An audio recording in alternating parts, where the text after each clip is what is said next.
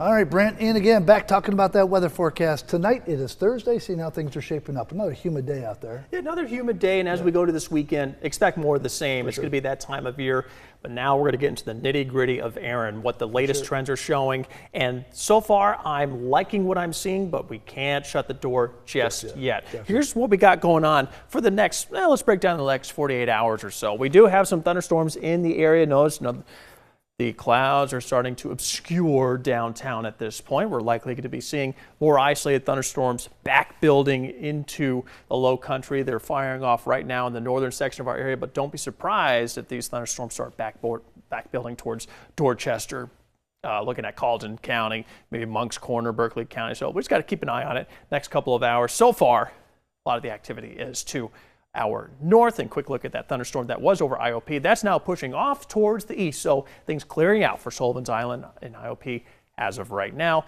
Georgetown County getting some not needed rain right now, but they are seeing it nonetheless, so keep an eye for flooding potential with this if these thunderstorms train over the area again and again over the next hour. So the Futurecast does have a lot of this activity starting to slightly diminish in the overnight. We may have some isolated storms hang on going into early Friday morning, may not completely dissipate now.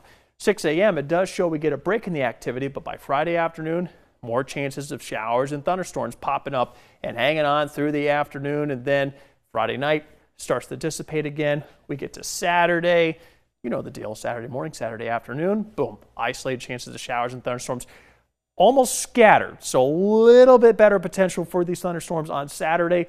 Don't have to cancel any plans, but something to think about. Now, here is the latest track from the National Hurricane Center of Tropical Storm Aaron. Now, it's had a slight move to the north here, but that's good.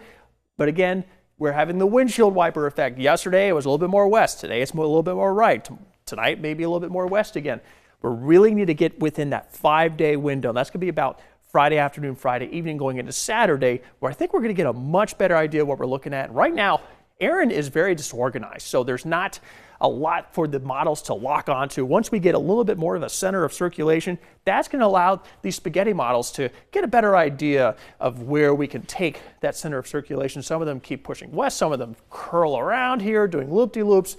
The models are basically saying, okay, we're kind of having trouble with this one. So we need to give this another 48 hours or so before we really start putting down, okay, this is something we really need to watch, or this thing's going out to sea. Friday, Saturday, and Sunday, looking at those 90s, going to maybe some upper 80s, back to the lower 90s, but we're going to have high humidity with this, so that's something to think about. I got 20% chance of showers and thunderstorms next week. I think mostly going to be relatively dry, just some pop-ups every now and then. Islands and beaches forecast, I'm going to keep relatively dry for Saturday. I think we have a less chance of those thunderstorms towards the islands and beaches, but always good to have a contingency plan for this time of the year. All right, let's check